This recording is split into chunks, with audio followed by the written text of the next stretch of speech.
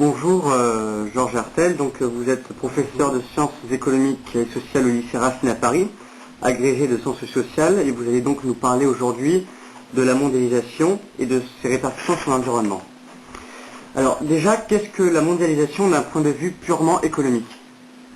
Alors, la mondialisation, on va la définir comme la globalisation des échanges de marchandises, biens et services, de capitaux et des mouvements de personnes.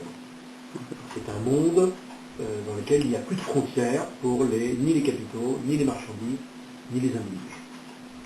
Très bien. Et donc justement, à propos de la crise récente financière, nous a montré donc l'importance de ce système-là, mais est-elle pour autant inéluctable dans notre économie? Probablement. La crise, comme l'ont montré beaucoup d'économistes dans le passé, notamment le plus célèbre d'entre eux, Karl Marx, est une facette inhérente au fonctionnement même du système, qui est basée sur l'accumulation du capital. Il arrive forcément un moment où cette accumulation déborde le cadre des besoins d'investissement. Donc qu'est-ce qu'on fait du capital excédentaire? Eh bien, on l'exporte. Ça provoque évidemment le capitalisme financier mondial, et donc ça va provoquer des phénomènes de spéculation sur les places financières diverses et variées du monde entier, et donc fatalement déboucher sur une crise financière un jour ou l'autre. D'autre part, si on investit tous ces capitaux dans le but de faire du profit, ce qui est le but du système, évidemment on finit par trop produire par rapport au pouvoir d'achat qu'on distribue, et donc on a un aspect crise de surproduction de marchandises, de biens et de services, qui est le deuxième aspect de la crise.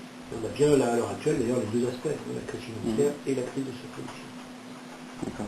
Donc c'est à peu près aussi ce qui s'est passé en 1929, à partir de la crise de surproduction qui a commencé à partir de 1927. D'accord. Donc maintenant nous allons parler de l'environnement, mais quelles sont alors les répercussions de la mondialisation sur l'environnement, et quels sont les acteurs qui interviennent alors? Parce que c'est assez de... Alors, c'est assez compliqué, mais bon, tout ce qui est visible au niveau national ou continental va l'être donc encore plus au niveau mondial, parce que les effets néfastes sur l'environnement, ce qu'on appelle les externalités négatives de la production sur l'environnement, qui sont mesurables à un niveau local, vont être démultipliés au niveau mondial, puisqu'on va délocaliser des phénomènes productifs dans des endroits qui n'étaient pas forcément appropriés pour les recevoir, puisque ce n'est pas eux qui les ont sécrétés, donc ils ne vont pas arriver à maîtriser correctement ces externalités négatives, d'une part, et d'autre part, les pays les plus riches vont avoir tendance à exporter leurs déchets et leurs pollutions diverses vers les pays les moins riches, où on va les accueillir d'ailleurs parfois de bras ouverts, parce que ça va donner de l'activité, ça va donner de l'emploi à des populations qui n'en ont pas. Il faut oublier que dans les pays les plus pauvres, le chômage est un phénomène endémique. On a vu par exemple que les Indiens se sont battus jusqu'au bout pour avoir le droit de démanteler, je ne sais plus quel navire de guerre français, qui avait fait une espèce de périple de port en port jusqu'en Inde avant de revenir à Toulon. Bon. Et ils voulaient absolument avoir ce travail-là, même si c'est un travail qui est polluant, dangereux pour la vie des travailleurs qui l'effectuent. D'accord. Et sinon, quelles seraient alors les alternatives existantes, qu'elles soient gouvernementales ou qu'elles proviennent des ONG concernant la mondialisation? Alors, on parle souvent d'une solution en termes de gouvernance mondiale.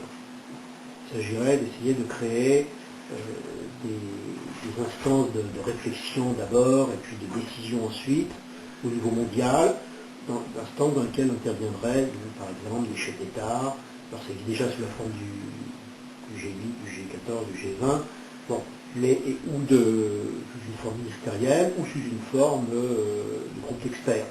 Bon.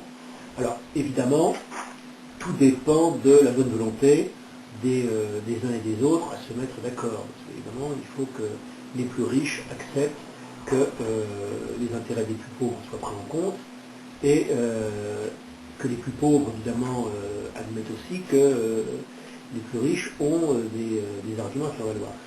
C'est d'ailleurs quelque chose qui est déjà visible dans une instance comme l'OMC, par exemple, où les débats sont extrêmement vifs sur la question des échanges de biens et de services, par exemple, concernant les subventions agricoles. Les pays les plus pauvres disent aux pays les plus riches, vous subventionnez vos propres agriculteurs, ça fait augmenter les prix, et donc nous on ne peut pas acheter les produits dont on a besoin, ou alors vous subventionnez vos produits, donc ça leur permet de vous les vendre moins cher, et donc ça rend les nôtres moins compétitifs. Et donc nous perdons des parts de marché alors que nous aurions besoin d'en gagner pour justement accumuler du capital et pouvoir assurer notre développement. Je vous remercie beaucoup. Et voilà, donc nous intégrerons cette vidéo à notre site web que vous pourrez consulter. Et, merci.